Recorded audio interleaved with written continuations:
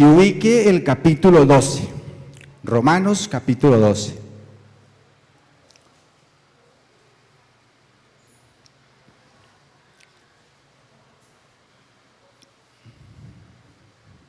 ¿Ya lo tiene? Bueno, como siempre, antes de empezar el mensaje, vamos a poner en las manos de Dios este mensaje para que sea Él mismo tomando el control de mis palabras, tomando el control de esta enseñanza que me permitió preparar para ustedes, y que sea Él y su Santo Espíritu obrando en nuestras vidas. Por favor, acompáñenme, cierren sus ojos. Venimos delante del trono de tu presencia, Señor y Rey nuestro, para darte gracias por la oportunidad que nos das de vivir un día más y poder estar en este lugar para invocar tu santo nombre.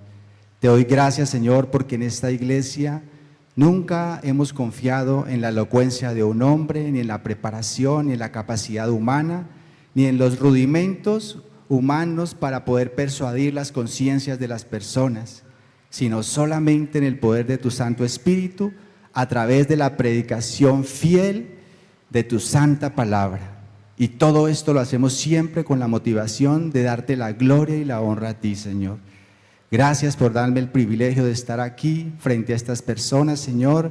Yo te pido que hables a sus vidas, que los exhortes, que los animes y los impulses, Señor, a entender cada vez más para qué nos has salvado, y que basado en esta maravillosa obra que ha hecho nuestro Señor Jesucristo en la cruz, podamos nosotros vivir rendidos siempre para ti, para consagrar nuestras vidas a la causa más maravillosa y más importante de este mundo, la gloria tuya.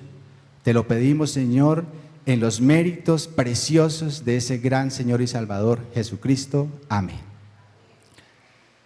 Bueno, mis hermanos, como ya tienen el texto en Romanos 12, vamos a leer los primeros 2 versículos.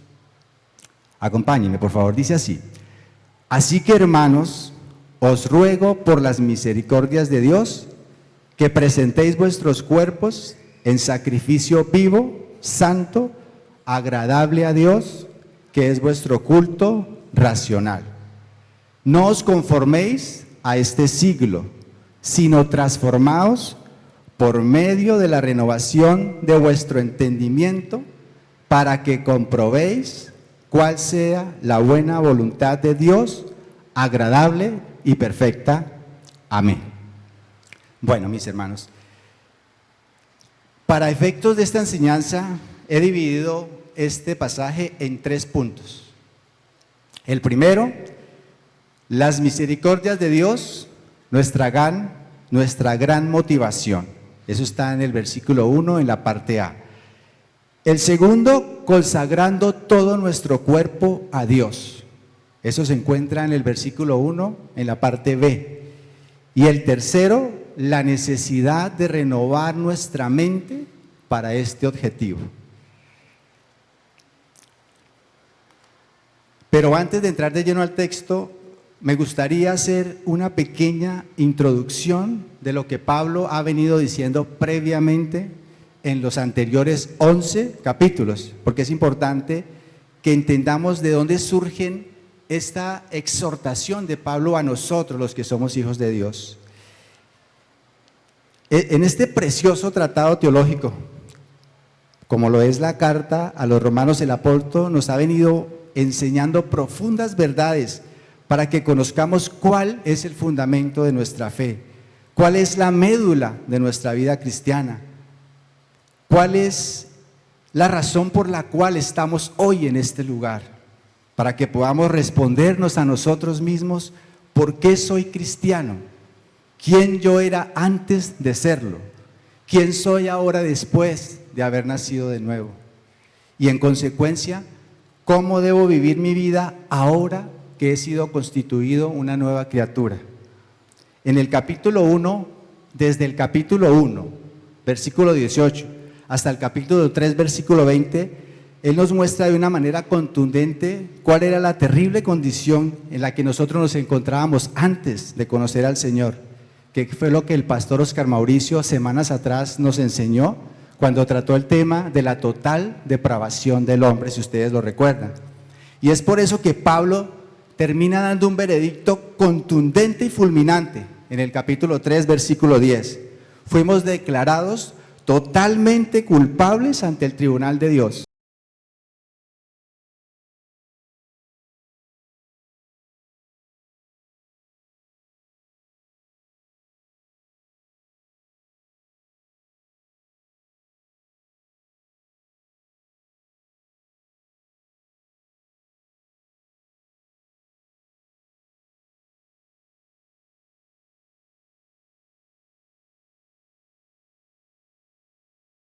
De nada nos sirve decirles que Dios los ama si no les mostramos cuál es su condición de pecadores y de completamente seres destituidos de la gloria de Dios y sobre todo de su condenación total debido a su pecado.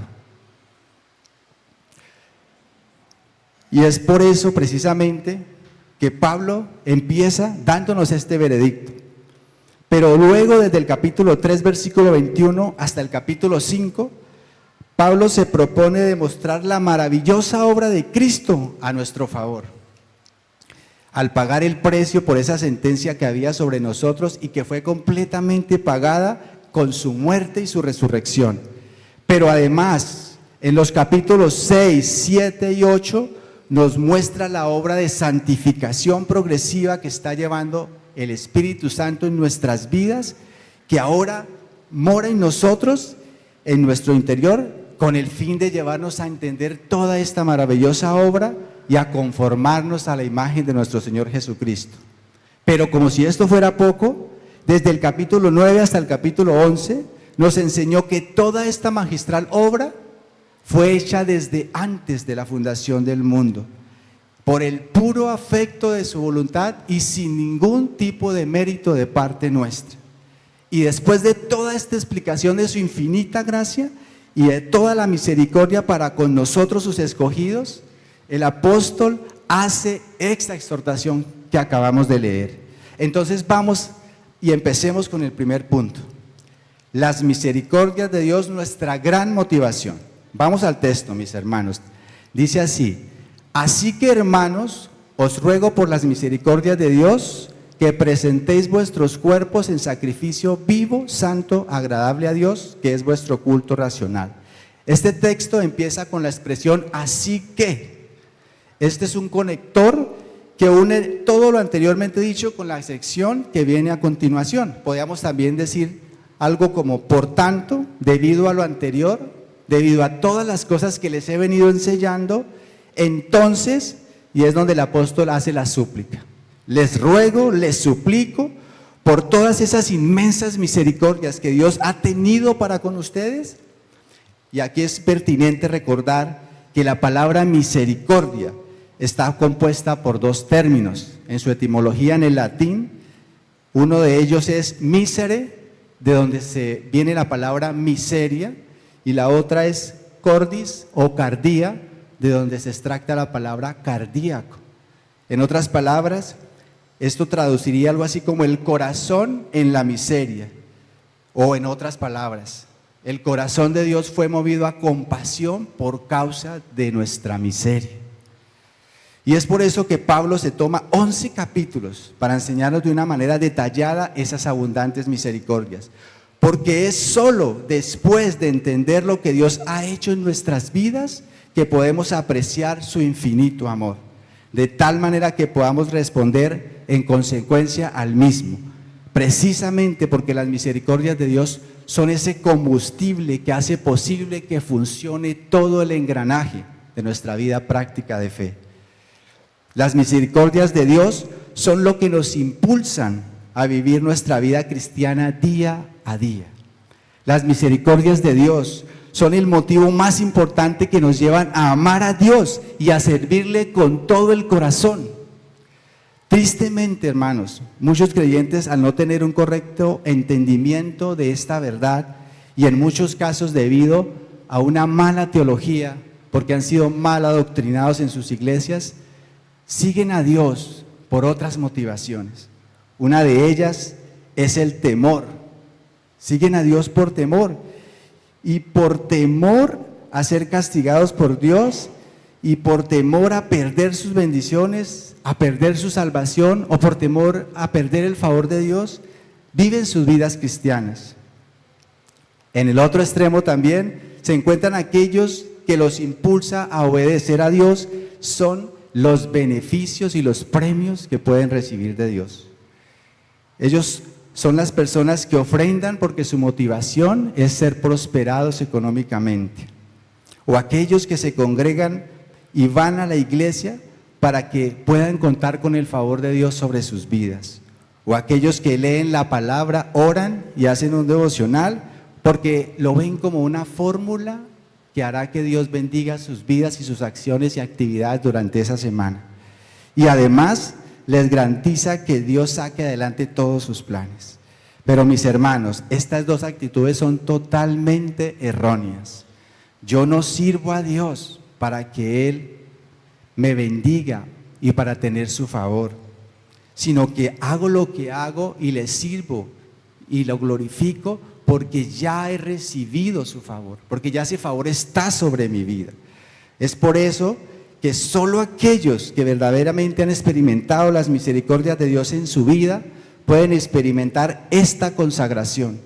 La vida cristiana no es un conjunto de reglas y normas que yo tenga que cumplir, sino la expresión interna de una realidad externa que ha experimentado una vida, una persona, a través del actuar del Espíritu Santo que sobrenaturalmente lo ha transformado y lo ha llevado de ser un esclavo del pecado a un siervo de la justicia de Dios.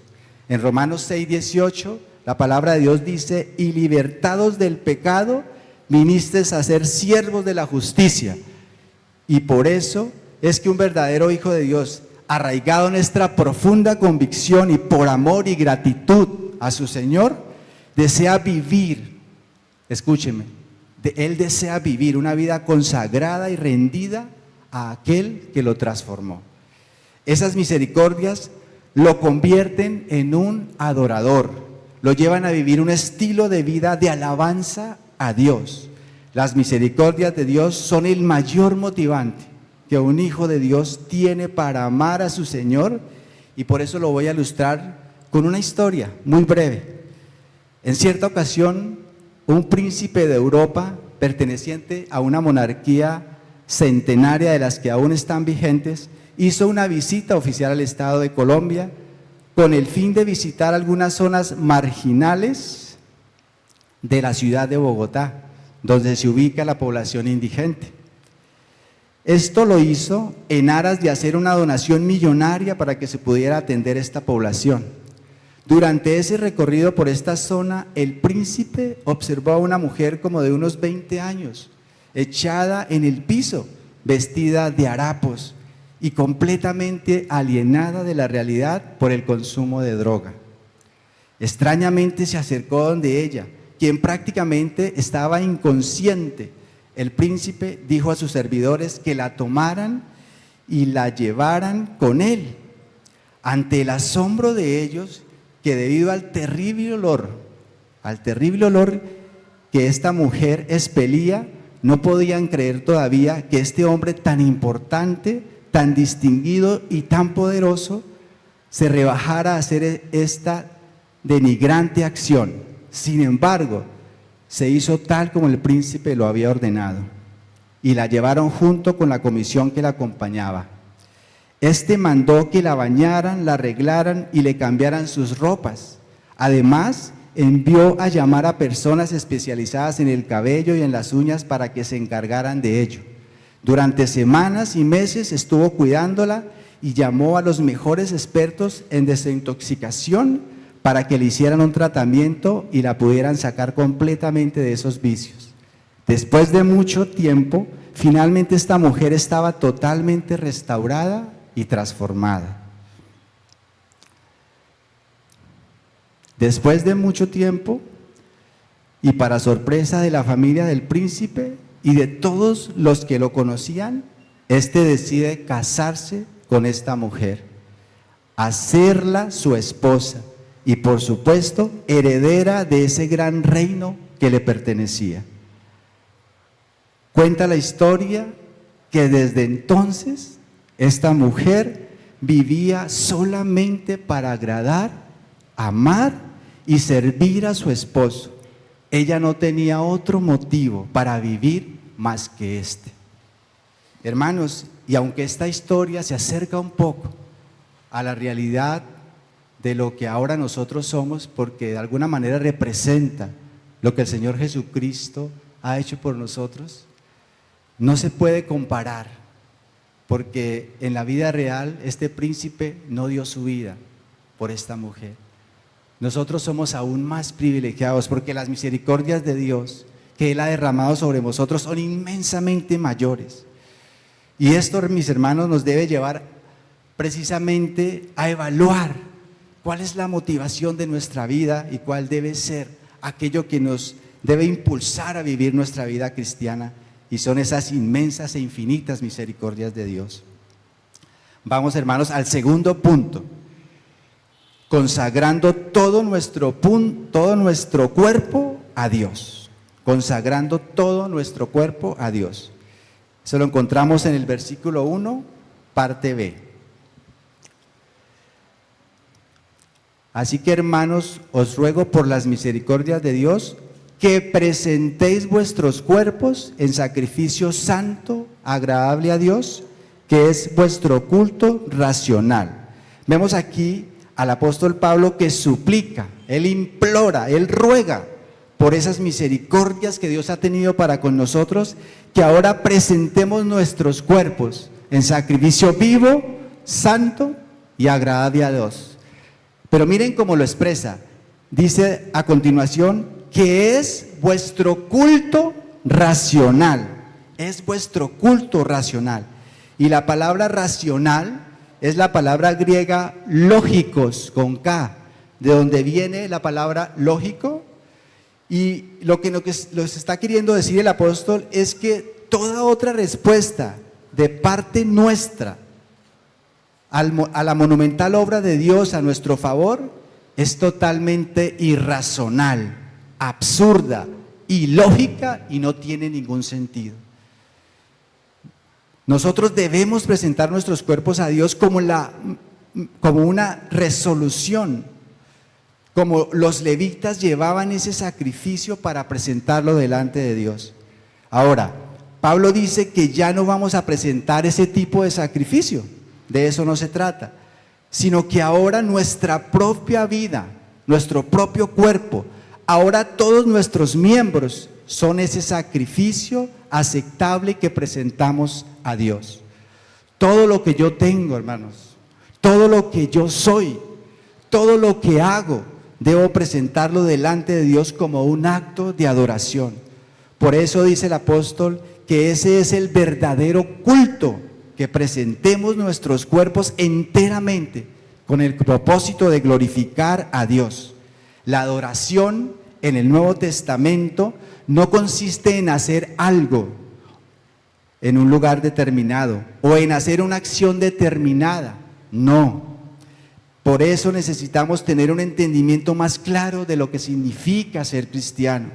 Vaya conmigo por un momento a Romanos 6, ahí un poco atrás, y vamos a leer en Romanos 6 los versículos 11 hasta el 13. Romanos 6 del 11 al 13. Así también vosotros, considerados muertos al pecado, pero vivos para Dios en Cristo Jesús, Señor nuestro. No reine pues el pecado en vuestro cuerpo mortal, de modo que lo obedezcáis en sus concupiscencias, ni tampoco presentéis vuestros miembros al pecado como instrumentos de iniquidad, sino presentaos vosotros mismos a Dios como vivos de entre los muertos, y vuestros miembros a Dios como instrumentos de justicia. Amén. Al respecto, dice un comentarista bíblico lo siguiente: lo que eso significa es que tú vas a convertir todo lo que haces con tu cuerpo en una demostración de que Dios es tu tesoro. Deja que cada acto de tu cuerpo vivo muestre que Cristo es más precioso para ti que cualquier otra cosa en este mundo, que cada acto de tu cuerpo vivo sea una muerte para todo lo que deshonra a Jesús. La razón por la cual Pablo nos exhorta a que presentemos nuestros cuerpos es porque es a través de nuestros cuerpos que hacemos lo que hacemos, ¿cierto? Eso es obvio. Después de la pandemia, por ejemplo, mis hermanos, muchos hermanos dejaron de venir a la iglesia, muchos dejaron de congregarse, y algunos, recuerdo que les preguntaba y decían, bueno, tal vez yo no esté de cuerpo en ese lugar, pero yo estoy en espíritu con ustedes. Pero mis hermanos, es con nuestros cuerpos que servimos a Dios, y es con nuestros cuerpos que también pecamos contra Dios. Y la idea de esta exhortación es que ese mismo cuerpo que antes de conocer a Dios lo presentábamos para el pecado, ahora debemos presentarlo por entero delante de Dios como un acto de adoración. Y por esta razón, 1 Corintios 6:13 dice que nuestro cuerpo no es para la fornicación, sino para el Señor, y el Señor para el cuerpo. Nosotros debemos vivir intencionalmente para agradar a Dios con nuestros cuerpos. Y es por eso que Pablo lo llama sacrificio, porque es algo que debemos hacer deliberadamente y en ocasiones resultará doloroso debido al pecado remanente que todavía mora en nosotros. Debemos recordar constantemente que nuestros cuerpos no nos pertenecen. Escuchen esto. Perdemos muy de vista esta realidad. 1 Corintios 6:19, si quiere vaya conmigo al texto, dice lo siguiente, 1 Corintios 6:19, ¿o ignoráis que vuestro cuerpo es templo del Espíritu Santo, el cual está en vosotros, el cual tenéis de Dios y que no sois vuestros? Y es por eso que el Señor Jesús le dijo a sus discípulos en Mateo 16:24, si alguno quiere venir en pos de mí, niéguese a sí mismo, tome su cruz y sígame. Permanentemente debemos recordar que este cuerpo no nos pertenece, que ahora es para Dios y que todo lo que hagamos debe ser puesto al servicio de Él y para su gloria. Busquen 1 Corintios 10:31, que está ahí un poco más adelante, porque este versículo encierra lo que es de alguna manera el fin de la vida cristiana. 1 Corintios 10:31. Dice lo siguiente, si pues coméis o bebéis o hacéis otra cosa, hacedlo todo para la gloria de Dios. Hoy, por ejemplo, estamos acá adorando al Señor, rindiéndole culto a su nombre. Pero esto no es un hecho aislado en nuestras vidas, yo espero que así sea. Debemos vivir todos los días de la semana, en todas las actividades que hagamos y con quien quiera que estemos conscientes de que nosotros tenemos un rol. ¿Y saben cuál es ese rol? El rol de adoradores. Debido a sus misericordias, ahora nos hemos constituido en adoradores. Y por eso es que un autor escribió lo siguiente, escuche estas palabras. Adorar es vivir tu vida de tal manera que por lo que dices, lo que piensas, lo que sientes, lo que haces con tus brazos, con tus ojos, con tus labios, con tus piernas, con tus manos, todo demuestra que el más valioso, que Él es más valioso que cualquier otra cosa. Esto es adorar. Por eso cuando venimos a la iglesia a adorar, debemos ser conscientes que venimos simplemente a continuar haciendo algo que hemos venido haciendo el resto de los días. Por eso es que se supone que nosotros estamos acá simplemente para continuar adorando al Señor. No se trata, mi hermano, de hacer ciertos ejercicios religiosos. La verdadera adoración no consiste en sacar un momento al día para leer la Biblia, o para orar, o para hacer un devocional, o congregarse. No, mis hermanos. De hecho, escúchenme atentamente. De nada sirve que nosotros vengamos a este lugar a congregarnos, levantemos nuestros brazos cuando están sonando las alabanzas y hasta inclusive nos pongamos sentimentales y lloremos. De nada sirve que vengamos acá y ofrendemos abundantemente. De nada sirve que no faltemos a un culto si después de esto salgo de este lugar para vivir el resto de los días buscando mi propia voluntad y siguiendo mis propios intereses y mi propia gloria. De nada sirve, mis hermanos. La verdadera adoración debe ser un estilo de vida. Ahora que somos hijos de Dios, nuestra meta ha sido redireccionada. Ahora ya no vivimos para agradar a los demás ni para agradarnos a nosotros mismos. Ahora vivimos consagrados exclusivamente para agradar y para vivir para Dios. Colosenses 3, 23 y 24 dice lo siguiente: y todo lo que hagáis, hacedlo de corazón como para el Señor y no para los hombres, sabiendo que de Cristo el Señor recibiréis la recompensa de la herencia, porque a Cristo el Señor servís. Hermanos, esto debe ser una resolución que yo debo tomar como un acto de mi voluntad, e implica que debo mantener permaneciendo ese compromiso constantemente en mi vida, porque cada día descubro áreas que no le he entregado a Dios y en consecuencia debo determinar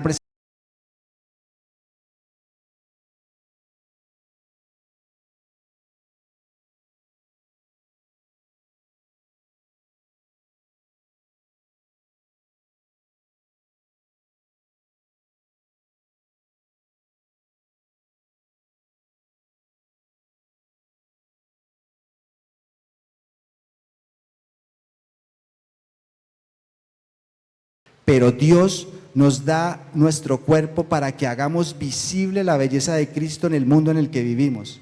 Escuchen, queridos hermanos, a Dios no le interesa tu belleza física ni que sobresalgas por ella, pero sí le interesa que tu cuerpo sea un modelo de misericordia, de amor, de gracia, de justicia, de tal manera que reflejes a Cristo a través del uso que tú le das a ese cuerpo.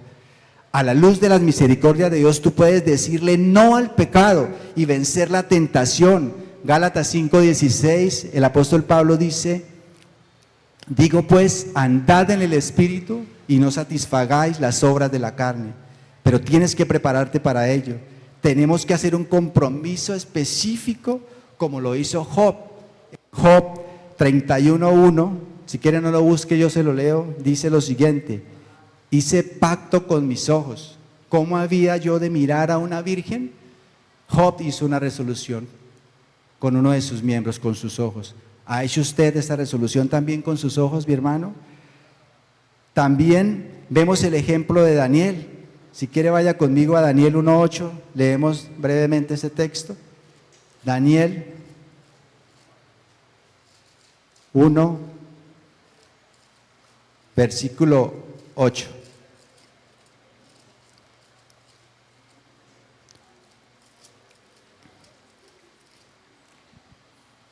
Y Daniel propuso en su corazón no contaminarse con la porción de la comida del rey, ni con el vino que él bebía. Pidió, por tanto, al jefe de los eunucos que no se le obligase a contaminarse. Vemos cómo Daniel hace una resolución en su corazón de consagrar su cuerpo exclusivamente para hacer la voluntad de Dios, porque quería usar sus miembros exclusivamente para la adoración. Tanto Job como Daniel eran hombres como tú y como yo, que tenían las mismas tendencias pecaminosas que tú y yo tenemos, hermanos. Sus cuerpos presentaban esa misma desafortunada realidad que nosotros tenemos. Sin embargo, ellos, en el poder del Espíritu Santo, pudieron establecer resoluciones claras para vivir para la gloria de Dios.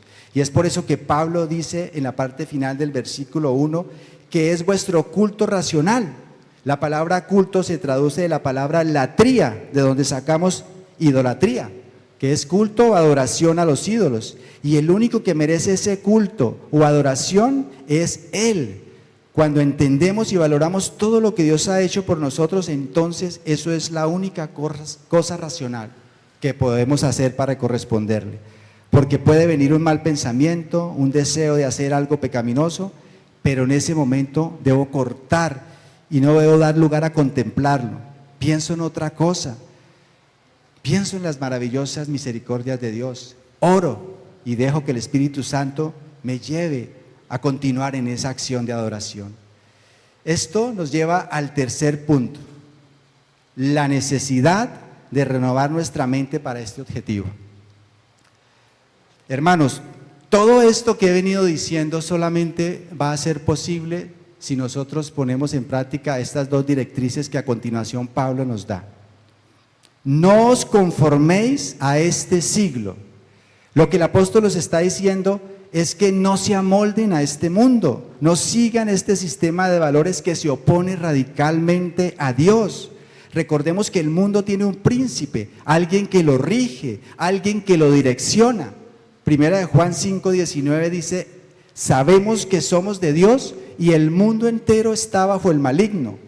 Este es un mundo donde todas las cosas están al revés. Es una sociedad que valora lo que no tiene ninguna importancia y desprecia las cosas que claramente tienen un valor eterno. Es un mundo donde la mentira es el común denominador, porque el padre de la mentira, Satanás, dice la Biblia, dirige sus mentes y ha cegado el entendimiento de las personas para que no le resplandezca la luz del Evangelio de Cristo. Es en este mundo y es en este sistema en el cual todos nosotros transitamos antes de conocer el Evangelio y antes de ser convertidos hijos de Dios. En Efesios 2, del versículo 2, Efesios capítulo 2, versículos 2 y 3, leemos lo siguiente. Vaya conmigo, Efesios 2, versículos 2 y 3. En los cuales anduvisteis en otro tiempo, siguiendo la corriente de este mundo, conforme al príncipe de la potestad del aire, el espíritu que ahora opera en los hijos de desobediencia, entre los cuales también todos nosotros vivimos en otro tiempo, en los deseos de nuestra carne, haciendo la voluntad de la carne y de los pensamientos, y éramos por naturaleza hijos de ira, lo mismo que los demás. Entonces vemos en este texto claramente la condición nuestra antes de venir a Cristo. Todos nosotros nacimos contaminados de este sistema. Teníamos una manera de pensar totalmente desdibujada. El pecado nos había echado a perder y por eso no podíamos hacer nada, absolutamente nada que agradara a Dios. Note que el verbo aparece en pasado. Vivimos. Fue una experiencia que tuvimos antes de ser creyentes. En otras palabras, se da por sentado que ya no, que nuestra manera de pensar ahora, debido al Evangelio, es diferente. Y meditando en esto me preguntaba, ¿por qué razón muchos que se denominan creyentes continúan siguiendo la corriente de este mundo? Ellos leen la palabra de Dios, oran y se congregan, y sin embargo su estilo de vida sigue siendo igual que el estilo de vida de las personas del mundo. Aquí Pablo nos dice que debemos rebelarnos contra ese sistema, que como hijos de Dios debemos tener absolutamente claro que el sistema del mundo es nuestro enemigo.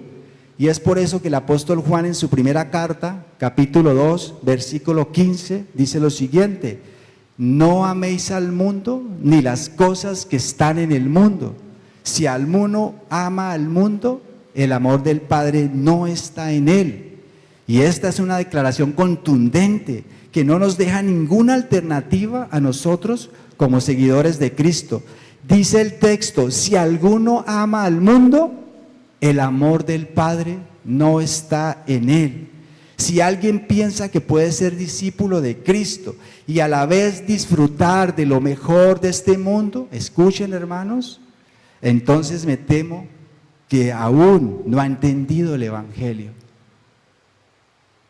Y tal vez seguramente no es un hijo de Dios.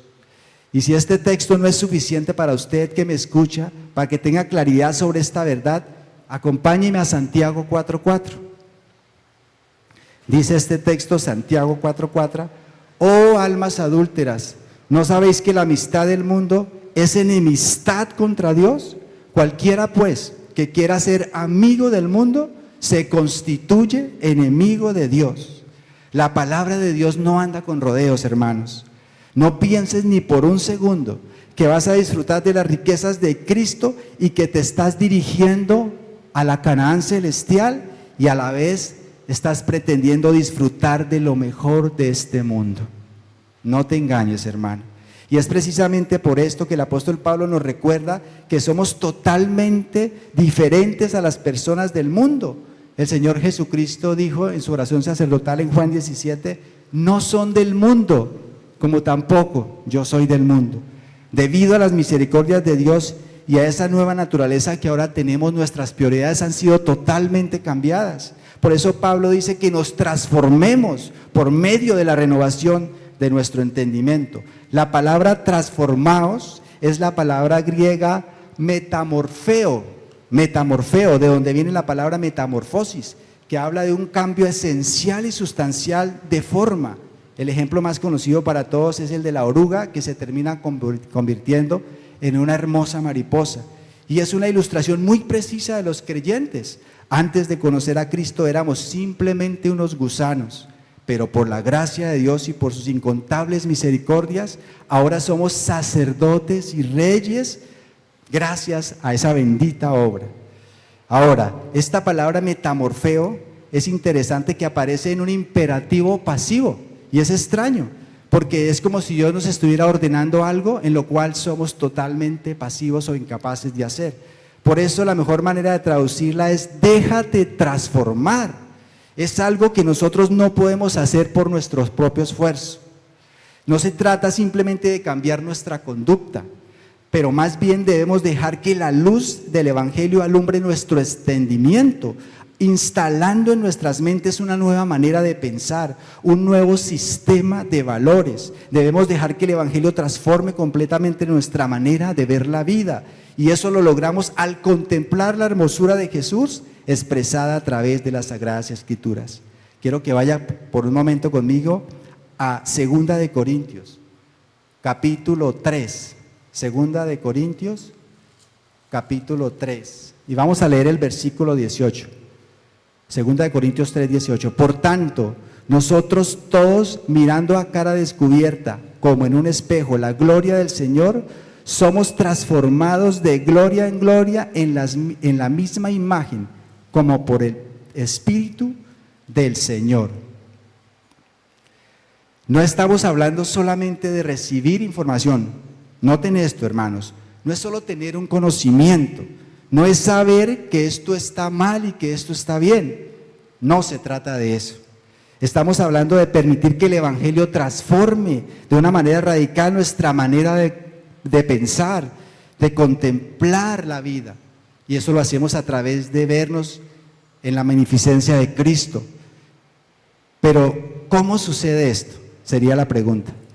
Bueno, nosotros terminamos pareciéndonos a aquello que adoramos. Por eso, para demostrarles eso, quiero que vayan rápidamente al Salmo 115. Salmo 115. Y vamos a leer en el Salmo 115 desde el versículo 4 hasta el 8. Los ídolos de ellos son plata y oro, obra de mano de hombres. Tienen boca, mas no hablan. Tienen ojos, mas no ven. Orejas tienen, mas no oyen. Tienen narices, mas no huelen. Manos tienen, mas no palpan. Tienen pies, mas no andan. No hablan con su garganta. Semejantes a ellos son los que los hacen y cualquiera que confía en ellos. Nosotros terminando siendo aquello que adoramos.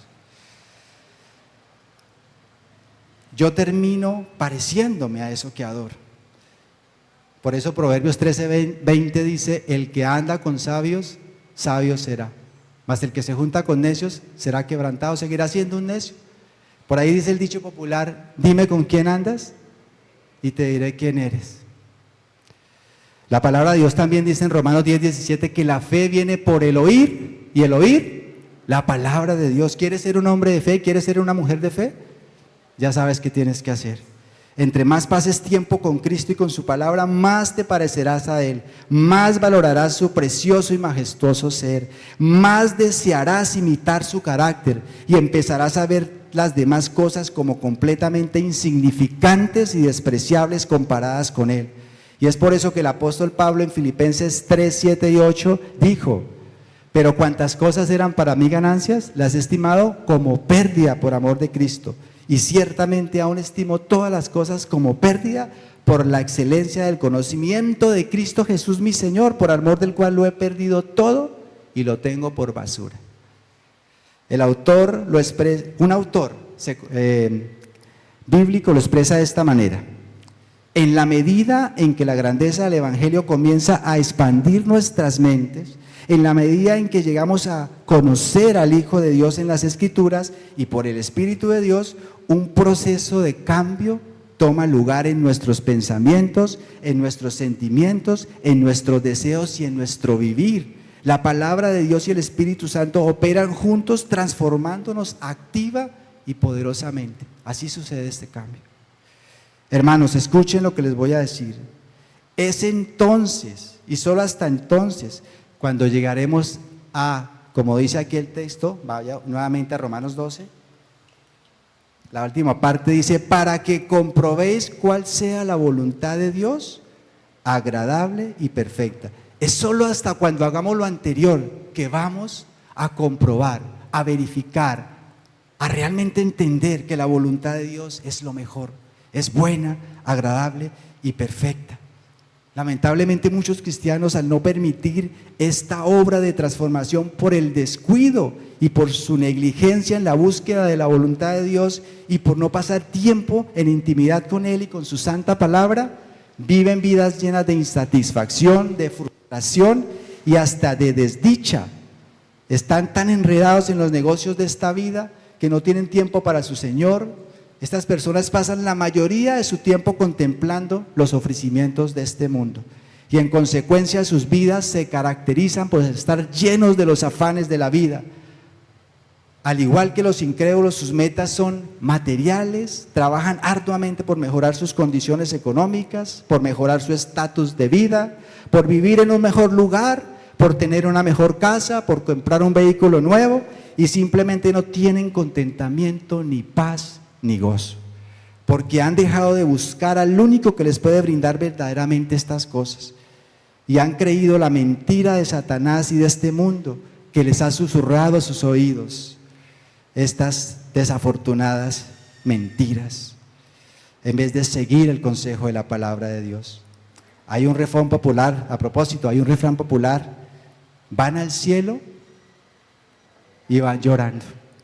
Y eso es lo que vemos en la vida de algunos creyentes, porque ese es el concepto que algunos tienen de la vida cristiana.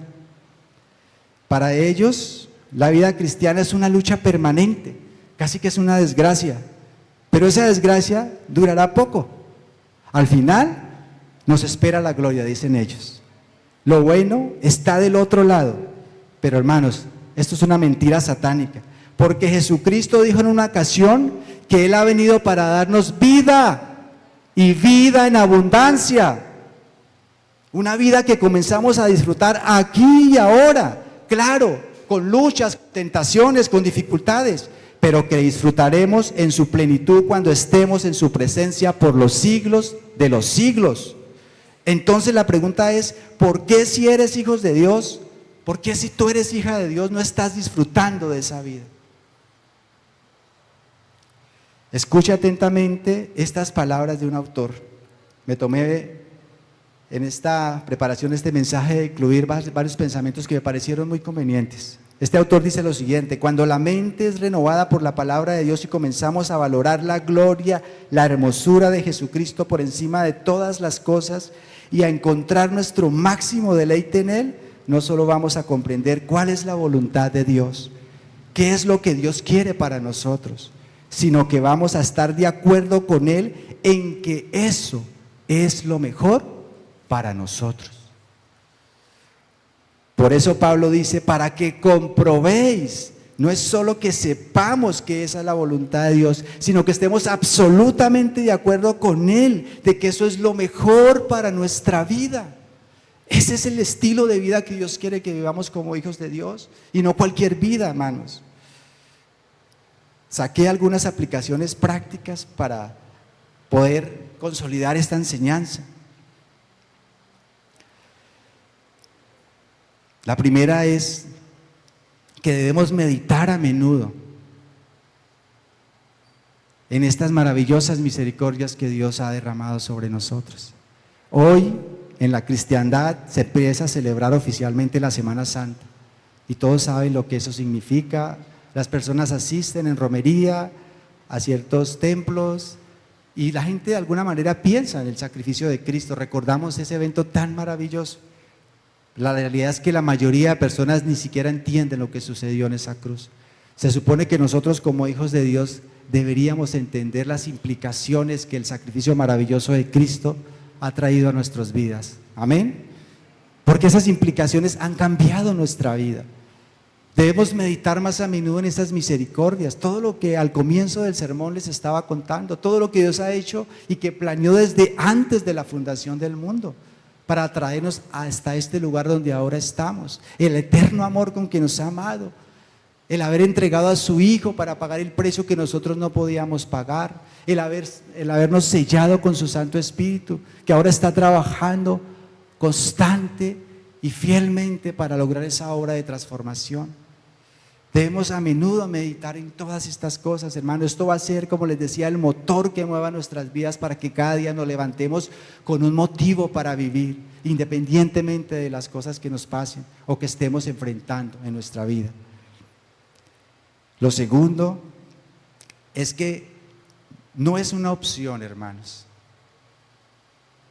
presentar nuestro cuerpo delante de Dios. El apóstol dice que presentemos nuestros cuerpos en sacrificio vivo, santo, agradable a Dios, que es nuestro culto racional. La pregunta es, ¿tú estás presentando tu cuerpo para servirle a Dios? ¿Estás presentando tus miembros permanentemente consciente de que esos miembros y ese cuerpo que tú tienes no te pertenecen? ¿O sigues pensando como algunos? He escuchado a muchos que dicen, y es normal que los incrédulos piensen así: es mi cuerpo y yo hago con él lo que quiera. Si tú eres hijo de Dios, jamás pienses así, jamás digas eso. Estarías blasfemando a Dios. Ese cuerpo que tienes no te pertenece. Tú no puedes hacer con él lo que quieras. Si Dios te ha dado ese cuerpo es para que lo uses para su gloria. ¿Cómo estás usando tus miembros, hermano? ¿Cómo estás usando tu mente? ¿De qué la estás llenando? ¿Cómo estás usando tus oídos? ¿Qué estás escuchando? ¿Qué voces estás escuchando? ¿Cómo estás usando tus ojos? ¿Qué estás viendo? ¿Estás llenando tu mente con lo que ven tus ojos? Y eso que ven tus ojos son cosas que glorifican a Dios. Es triste, pero algunos, llamándose cristianos, tienen la osadía de ver pornografía. Y han olvidado que sus ojos no le pertenecen. Piense, hermano, ¿para qué está usando sus miembros? ¿Para qué está usando su boca? ¿Para glorificar a Dios? ¿Para alabarlo? ¿Para bendecirlo? ¿Para bendecir a las personas que te rodean? ¿Para orar por ellas? ¿Para interceder delante de Dios? ¿Para vivir constantemente en alabanza a Dios? Puedes decir como el salmista: bendeciré a Jehová en todo tiempo, su alabanza estará de continuo en mi boca.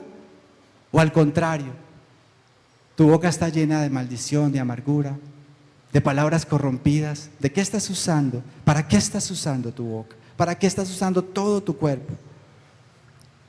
Lo tercero, ¿estamos renovando nuestra mente constantemente? ¿Estamos convencidos de que si hay algo que necesitamos es llenarnos de la palabra de Dios? ¿O simplemente has llegado a un punto donde ya consideras que no es necesario y ya te has conformado con lo que sabes y has dejado de leer la palabra, de estudiarla, de meditarla, de transitar en esa senda de la búsqueda de la voluntad de Dios? Y por eso tu mente se ha entenebrecido y se ha conformado a este mundo. Hoy la exhortación nos invita a seguir renovando nuestra mente, a entender que es una labor inagotable. Nunca llegaremos a un punto donde digamos: ya no necesito más conocer a Dios. Eternamente viviremos conociéndolo. Él es infinito. Y si hay algo que necesitamos es llenar nuestro entendimiento de la voluntad perfecta de Dios. Y lo cuarto, ¿a qué hemos consagrado nuestra vida? Piense por un momento. ¿Sabía usted que cada persona de una u otra manera ha consagrado su vida a algo o a alguien? La pregunta no es si se ha consagrado, la pregunta es ¿a qué ha consagrado su vida? Algunos la han consagrado a su trabajo, otros la han consagrado a sacar adelante sus metas personales, otros la han consagrado a sí mismos, a su cuerpo, a verse cada vez más bonitos, más bellos por fuera, y por eso pasan horas y horas en los gimnasios, porque para ellos ese es su culto.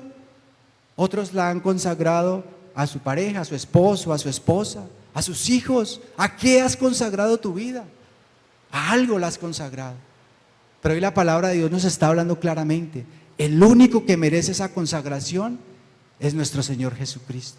Porque el único que ha muerto en la cruz por nosotros para pagar a esa gran deuda que teníamos fue Él. Nadie más se merece esa honra. Nadie más se merece ese lugar. Solamente Él merece que nos consagremos por completo. Hermanos, si nos atrevemos a consagrar por entero nuestras vidas a Dios, solamente entonces descubriremos que la verdadera satisfacción y la verdadera felicidad solo se encuentra en nuestra comunión íntima con Él a través de Cristo, transitando en la senda de su santa y perfecta voluntad. Amén. Por favor, se ponen de pie, vamos a orar.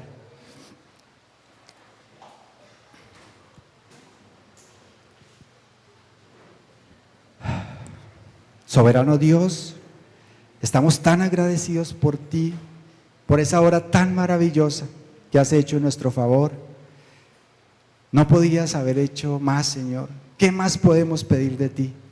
Hoy hemos repasado nuevamente de una manera detallada toda esa obra magistral que has hecho a nuestro favor. Tú diste tu propia vida hasta la última gota de sangre para lograr esta maravillosa redención que ahora podemos disfrutar. Señor, te pedimos que nos ayudes a valorarla de una manera especial. Perdónanos, Señor, porque tal vez hemos sido negligentes y nos hemos ocupado en tantas cosas que a diario olvidamos vivir rendidos a tu santa voluntad. Ayúdanos, Señor, a cada día recordar estas misericordias para que sean ese motivo que nos permitan seguir transitando por esta vida, teniendo cada día los deseos de vivir rendidos a ti, Señor. Padre amado, si no estamos usando nuestro cuerpo y nuestros miembros para la gloria tuya, permítenos, Señor, redireccionar esa manera de vivir. Perdónanos, Señor, por nuestra tibieza y ayúdanos a usar nuestras manos, nuestros pies, nuestros ojos, nuestros oídos, nuestra mente, nuestros sentidos, todo nuestro cuerpo, todo nuestro ser, única y exclusivamente para adorarte a ti, Señor. Permítenos seguir experimentando una transformación de nuestro entendimiento. Ayúdanos y renueva nuestra mente y permítenos tomar intencionalmente la resolución de pasar más tiempo con tu palabra, de escuchar más mensajes piadosos que alimentes nuestra alma, nuestro espíritu.